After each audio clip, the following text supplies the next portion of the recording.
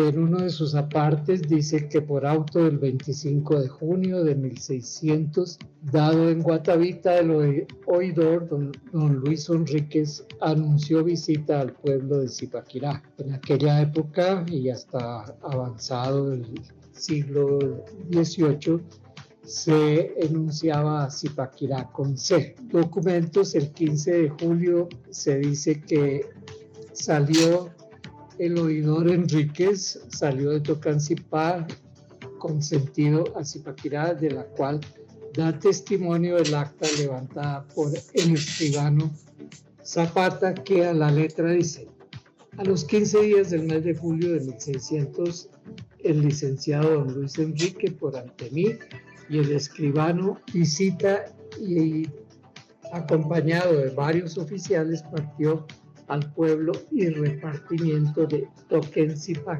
Tenemos en cuenta que ese Tocancipá que denuncia por aquel entonces se refiere a la actual Tocancipá. Nos sigue narrando el autor, por el cual fue caminando hasta un río que llaman de Tibitó, donde estaba una balsa y se pasó a la otra banda. Se fue caminando por el borde del río, por el camino citado, hasta llegar a un molino, y por junto a él se apartó y se fue caminando por las tierras de los indios del dicho pueblo de Zipaquirá, según dijeron algunas personas, y fue mirando las dichas tierras y sitios. Es bueno comentar en este punto que Zipaquirá era capital de una provincia. Para ese entonces algo muy elemental era que toda la provincia, que hace mención los documentos históricos, tiene como sustento para su población la sal, que va a ser el común denominador de todos los apuntes históricos. Ahí vale la pena también hacer una muy rápida mención a la circunstancia de que donde funciona la actual sede de la Universidad de Cundinamarca,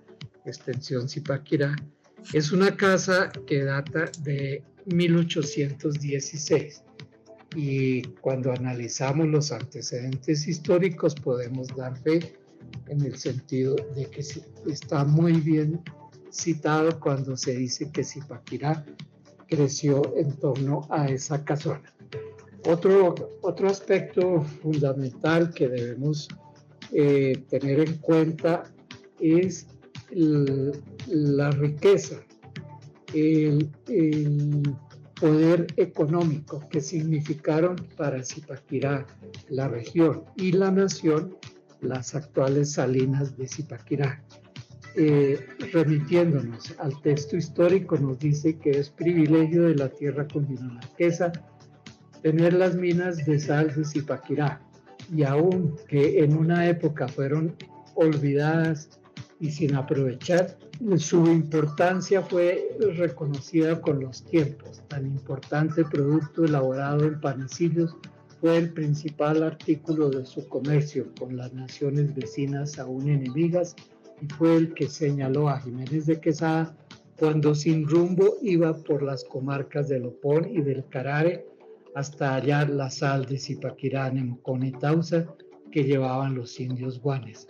Esto se considera fue la estrella que guió al descubrimiento del nuevo reino de Granada. De tal manera que, como es conocido por muchos zipaquireños, con la sal de Zipaquirá se financiaron inclusive hasta las campañas emancipadoras, la guerra de la independencia. Todo esto fue financiado con la sal de Zipaquirá. Haciendo un salto en la cuenta de estos periodos, podemos venir al año de 1960, cuando con sobrada razón el presidente Alberto Lleras Camargo ordenó fijar en las escalas de la actual alcaldía municipal una placa que a la letra dice: yo diría que con sal de Zipaquirá fue bautizada la República.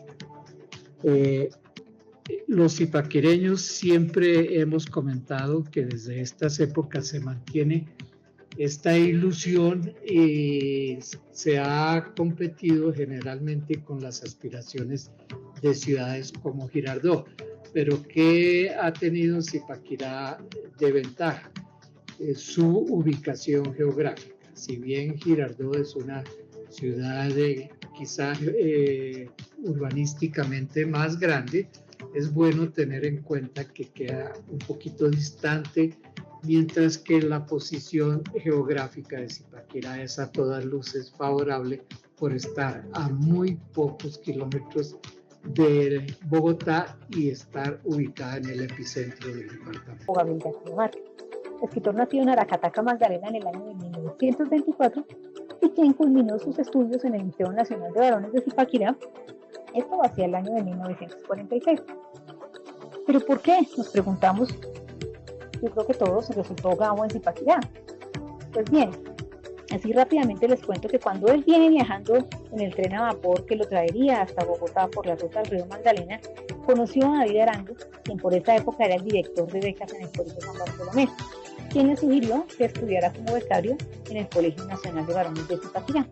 Y fue así como Gabriel García Márquez acepta esta sugerencia y en 1943, sin haber escuchado nunca de este municipio, llega a Zipaquirá con su colchón y su baúl para formarse académicamente, como lo mencionara en su libro 4 años de soledad, Gustavo Castro Caicedo, otro gran escritor colombiano.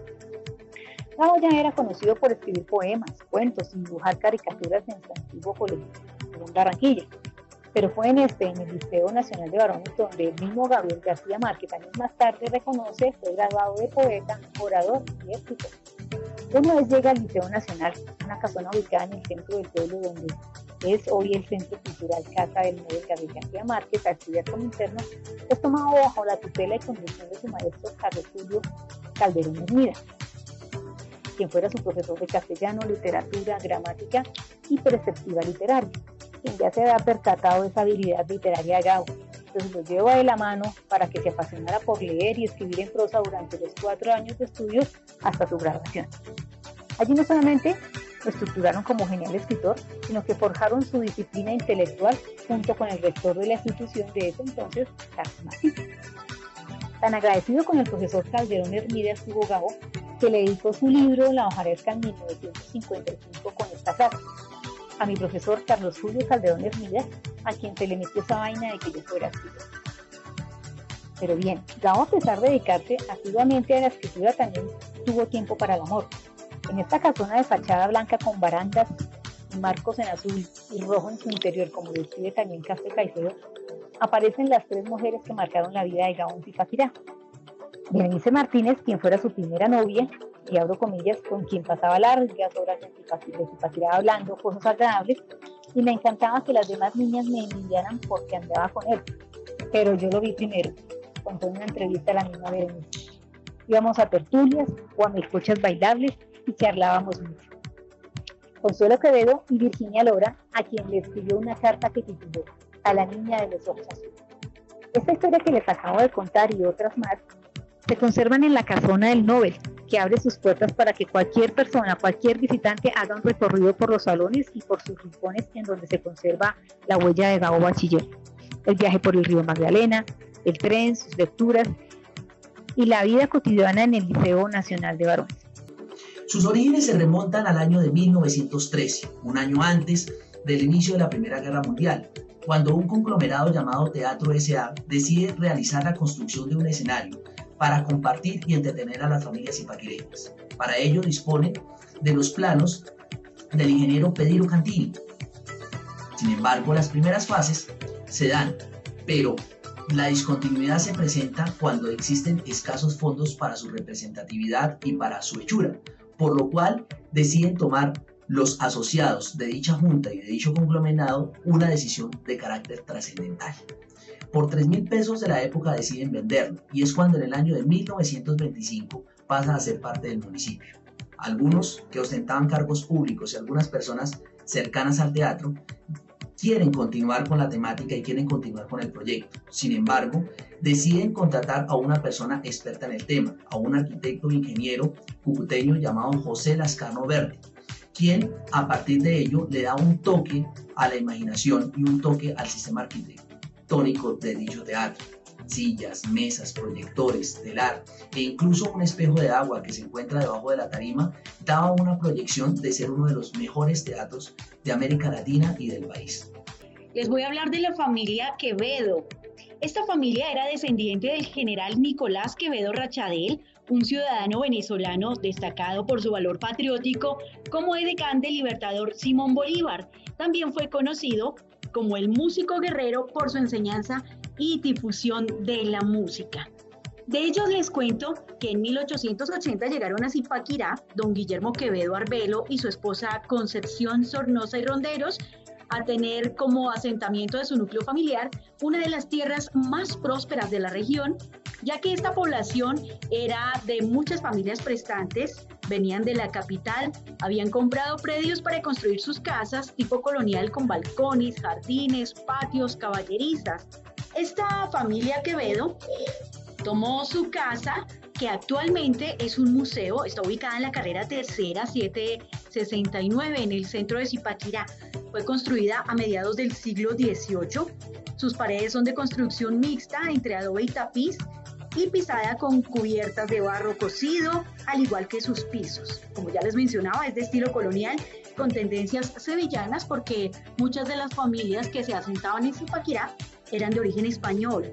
Estas viviendas tenían 2 patios cerrados con solar y caballeriza, y como anécdota les cuento que la mayor parte del tejado es conservado de manera original a como está en el momento. En esta casa vivió en el año de 1850 la familia McDowell, y allí nació el poeta y dramaturgo Roberto McDowell, y en 1877 esta casa fue comprada por Concepción Quevedo, la mamá del maestro Guillermo, y en 1880 es cuando esta familia llega a tomar asiento en la ciudad de Zipaquirá. Les cuento también que desde noviembre de 1882 pues se marca un hito en la historia de la música de Zipaquirá, naciendo uno de los más ilustres artistas. Se trata del maestro Guillermo Quevedo Sornosa, lo ven en la imagen. Fue escritor, periodista, educador, dramaturgo, poeta, historiador, pintor, humanista. Fue muy polifacético el maestro Guillermo Quevedo. Él recibió formación de parte de su tía Carolina Quevedo. Fue su primera profesora de música enseñándole a interpretar melodías en el piano, que fuera del general Francisco de Paula Santander. Ese piano que ustedes están viendo en la pantalla, en la imagen, llegó a manos de esta familia de manera curiosa por alguien que le llamaban el Chapín. Se trataba de Julio Quevedo Arbelo, tío del maestro Quevedo. Él fue profesor de piano de Clementina y Turia. Ellas eran hijas del general Santander y a él le vendieron ese piano.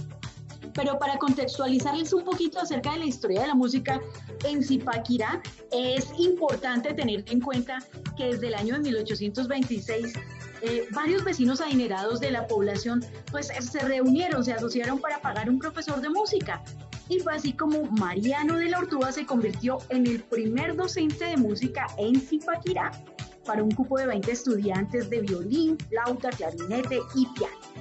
Posteriormente, Valerio Pachón, un aficionado a la música, organizó una pequeña banda de músicos en las que sus hijos eran los coristas y los músicos.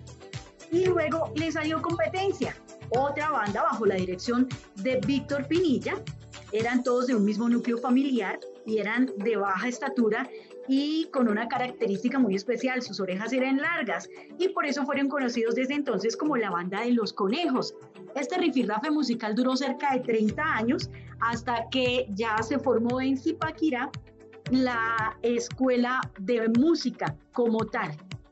La familia Quevedo tuvo una gran representante en este sentido. Se trató de Conchita Quevedo, hermana del maestro Guillermo Quevedo Sornosa, porque en 1933 fundó el primer centro educativo musical de Zipaquirá. Guillermo pues fue un talentoso artista. En 1904 estrenó en Zipaquirá su primera obra Revelatorum. En 1908 obtuvo el premio en el concurso internacional de la Casa Reuter. Fue fundador de la compañía del maestro Castillo del Conservatorio de Ibagué. Allí duró 16 años. Fue organizador de la banda de la Guardia Civil del Tolima, también de la del Regimiento de Páez. Y en 1905 funda la banda de Zipaquirá. En 1934, luego de su regreso del Tolima, funda esta importante banda ya de manera oficial para alcanzar a estar conformada por 25 músicos que estuvieron en ella hasta 1974. En la imagen ven al maestro Guillermo Quevedo con sus músicos, que en su mayoría eran integrantes de la policía, y ellos eran los que ofrecían todos los domingos las retretas, los conciertos en el parque principal de Zipaquirá a las 12 del día. Era todo un deleite para los zipaquireños asistir a estas retretas. Fue tan importante la obra del maestro Quevedo que entre sus composiciones se destacan himnos, suites, fantasías, comedias, torbellinos, bundes, bambucos, pasillos, oberturas, y podríamos durar horas hablando de todo el trabajo musical que hizo este gran personaje zipaquireño, el maestro Guillermo Quevedo, que fue autor además de 2 monografías sobre Zipaquirá. La más conocida se publicó en 1951, y además, como dato importantísimo, fue compositor de la letra y el himno de nuestra ciudad de Zipaquirá. El corredor de las Pailas es uno de los recintos que nos lleva hacia la cocina, y allí en este lugar reposan todavía algunos de los moldes, algunos de los recipientes en donde se elaboraban los más deliciosos manjares, entre ellos el caramelito rojo, que ustedes habrán escuchado o habrán deleitado sus paladares con ese caramelito rojo. Pues resulta que este caramelito rojo, además de ser una de las delicias de Zipaquirá, también fue la fuente de inspiración para un gran artista. Se trata del boyacense Jorge Velosa, creador del grupo de los Carrangueros de Ráquira. Y bueno, este caramelito, después de mucho tiempo, para mantenerlo en la memoria, se convirtió en canción. Institución sujeta a inspección y vigilancia por el Ministerio de Educación Nacional.